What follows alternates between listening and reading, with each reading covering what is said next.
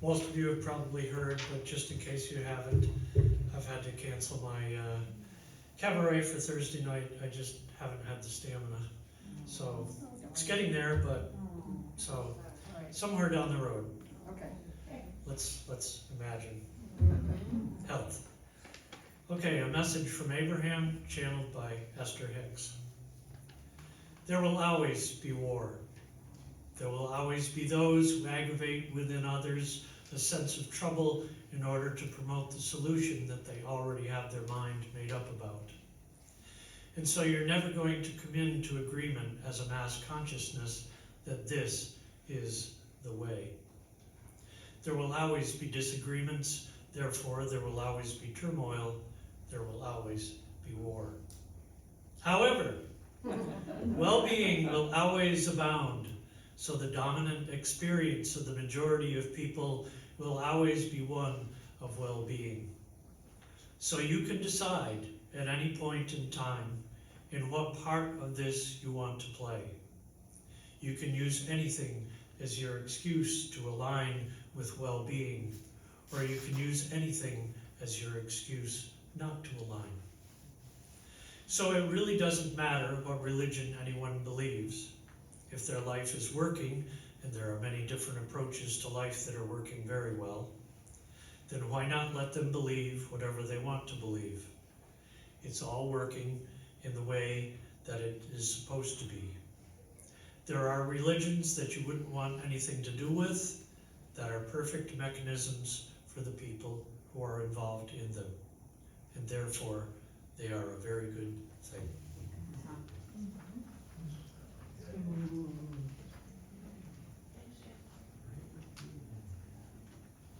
Thank you, Jeff, and thank you for that reading. That's lovely. Beautiful. So you all received, I hope, a handout from Dean. He will be talking about it later. If you don't have a handout, raise your hand and we'll get it for you. Okay, we need 3. Diana, thank you. Will we need pencils? And I don't think it's going to be a quiz. No quiz.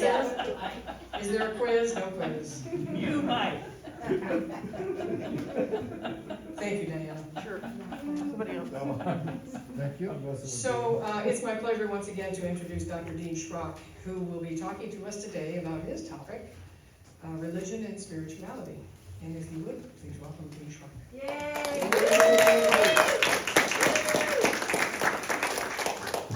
Thank you. My thought right away was after the reading and then Sally got to speaking is there are 2 subjects you never talk about. Religion and politics. So bear with me while I give a shot at talking about religion and spirituality. And I promised, I'm going to say this now before I do forget, that when we do the meditation today, I promise that I will bring you back. It will be very clear when the meditation is over. Okay, so I've long wondered about the origins of religion and why people believe in God or a supreme being of some kind. I tried to imagine the earliest humans and what life would have been like for them to survive. They would need food and shelter and would discover the importance of sun, rain, fire, but also their mystery and threat. It wouldn't be hard to see how people came to worship these natural forces and elements because they were so important for their survival. There would be rain gods and sun gods and fire gods. Storms and floods and related natural phenomena would need to be appeased. These could create a belief in bad gods or a bad side of God who would punish any transgressions. Who or how would they decide what is good or bad, right or wrong, in morality? It would be reasonable for people then to create community structure and authority, values, ethics, rituals, ceremonies, to please these gods. Similarly, how would early humans have understood death, apparitions, altered consciousness, intuition, and related ecstatic and transcendent experiences? At what point would people begin to contemplate what is behind or beyond the physical, the metaphysical, and to question, who am I? Why am I here? Where am I going? Is there a purpose to life beyond the survival of the fittest? Prehistoric evidence of religious behavior, specifically ritual treatment of the dead, can be traced back to the Middle Paleolithic era, 450 to 200,000 years ago. Ritual burials suggest a possible belief in and afterlife, something that transcends daily life. Cave art at this time are often of supernatural images and symbols. Early humans were hunter-gatherers, but as they developed an agricultural and sedentary lifestyle, there arose a need to maintain social order for group living and economic stability. Organized religion became a means for providing a central authority, morality, and cooperation of society. Spiritual leaders often became political leaders, chiefs, kings, and emperors, who justified their political power through divine authority. It was expedient to co-opt religious beliefs to bolster their political power. All of these considerations could surely have contributed to the birth of religion.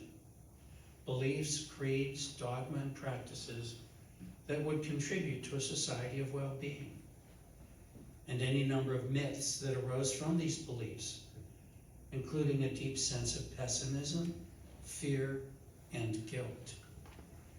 A real difficulty is to acknowledge that there are so many religions which all claim to have the truth and what is necessary to please their God. From a relatively young age, I began to question how someone could be so adamant about their religious beliefs and so disdainful about other religions. It's like trying to critique a book you've never read.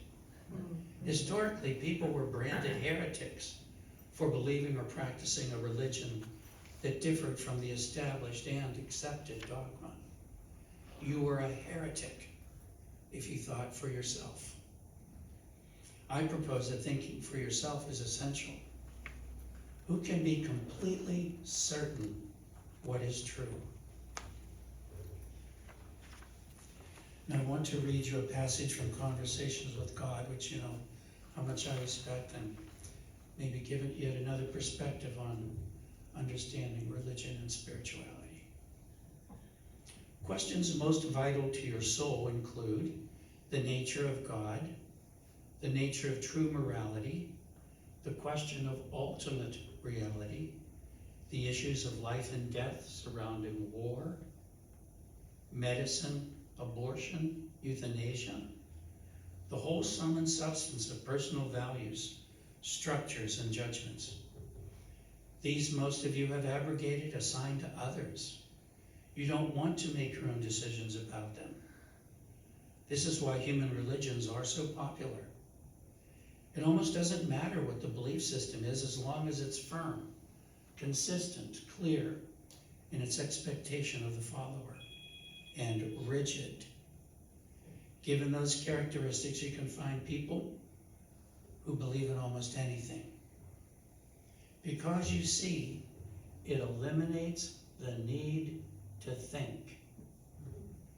Can you simply agree that on some of the questions of life, the mystery is too great for you even to solve?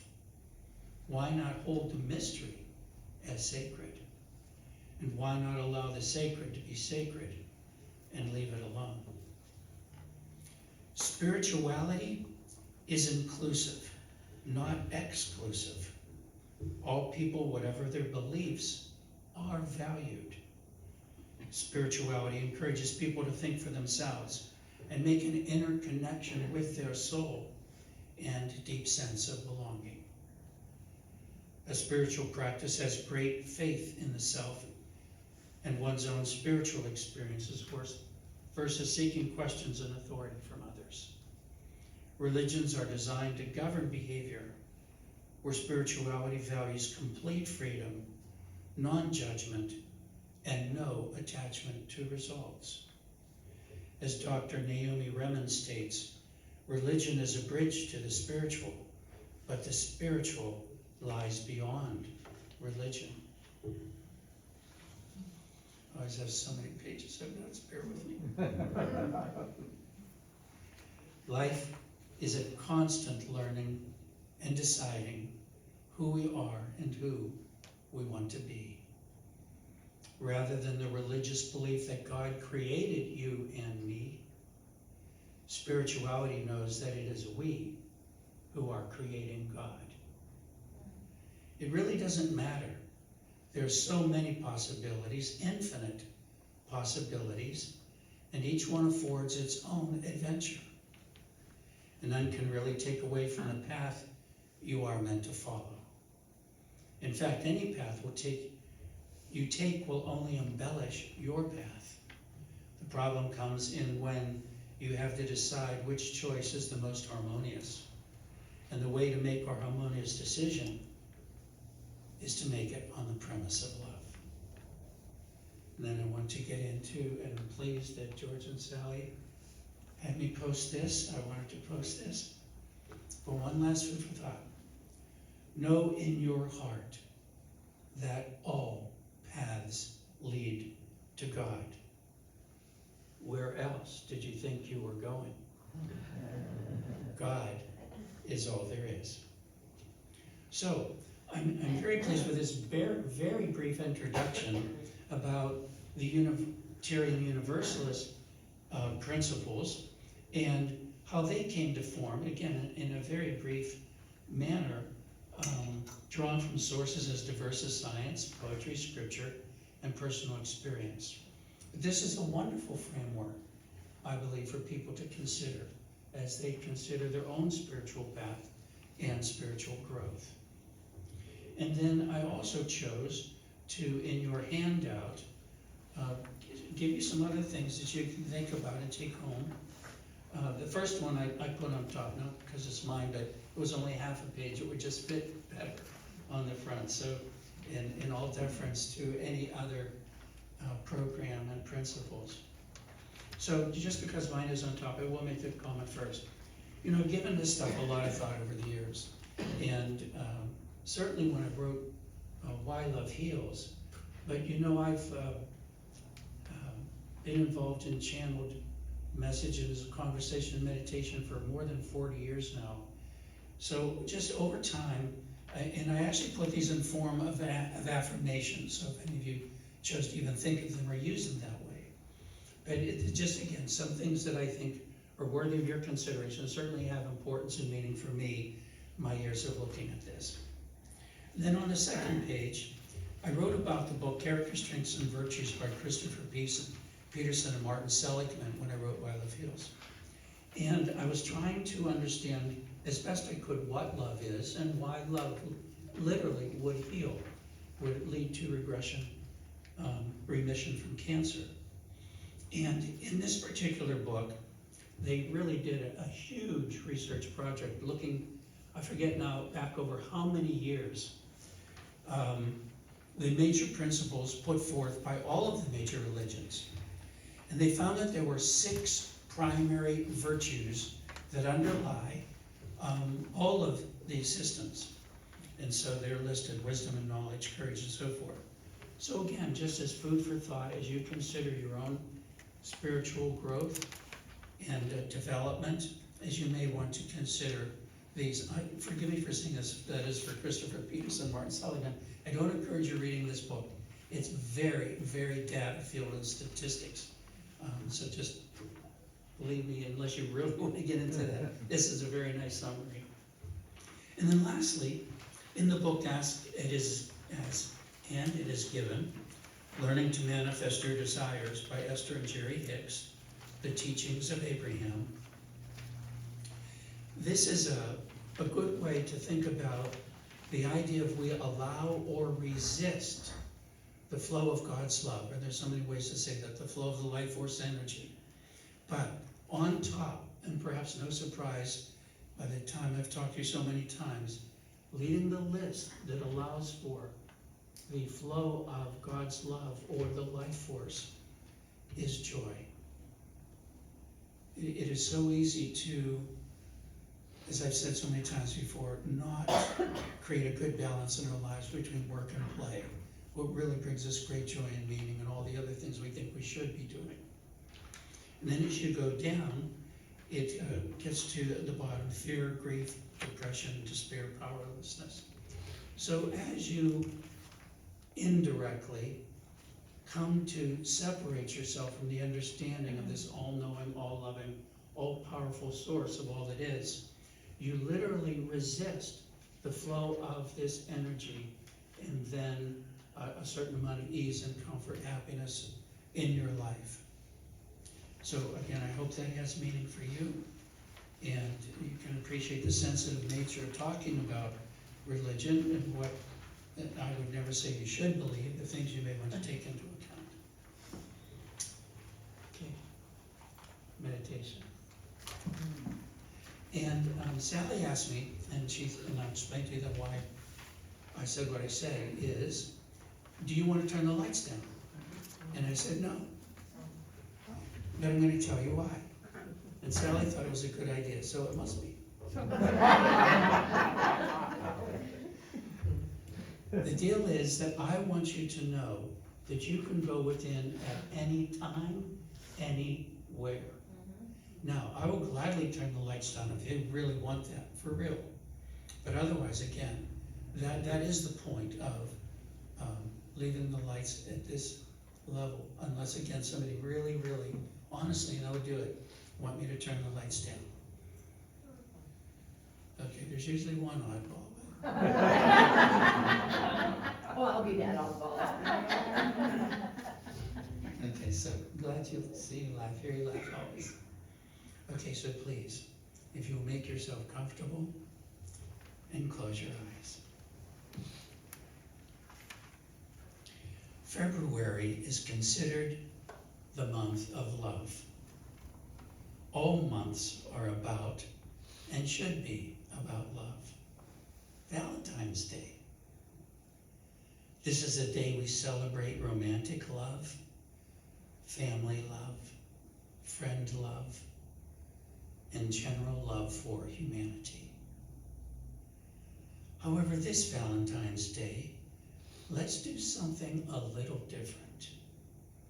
Let's celebrate the love for ourselves first. Self-compassion. Consider this newsletter your first Valentine to yourself. That is, what I am reading to you today came from the Meditation News and Information newsletter for February 2023. Start first by having an open heart and mind. Love is the highest vibration in the universe. It is source and resonates within all of us, within everything. It raises us above negativity and allows us to connect with all that we love and all the people that we love. When you begin to really love yourself, you create a love attraction. You begin to create the magic of love. Things seem to fall into place. You seem happier and give more freely. In return, you begin to manifest all that you want in your life. The love vibration starts with our ability to love ourselves.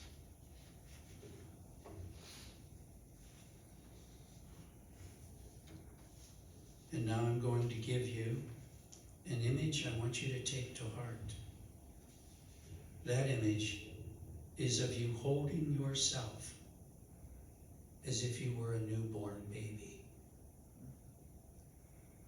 Now, in order to hold yourself as a newborn baby, you must draw upon a well of compassion, deep love and an undying respect for the flow and beauty of life. Take your time now and see and feel yourself as this newborn baby.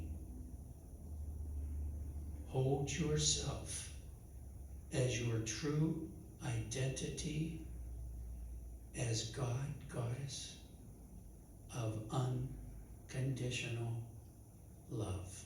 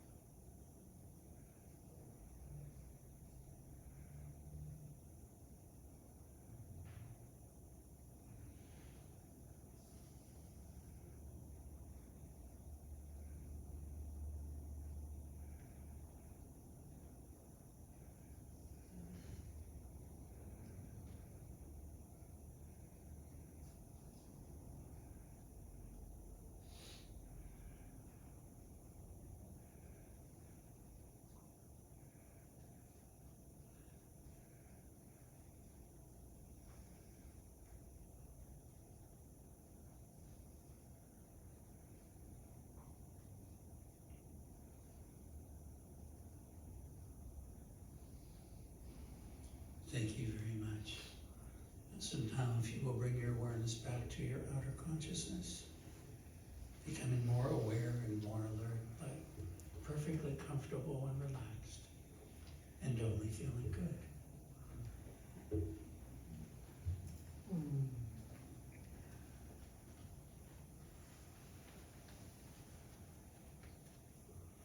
That felt good. Thank you, Dean. Thank you, Dean. Thank you, Dean. So, wow, yeah. Our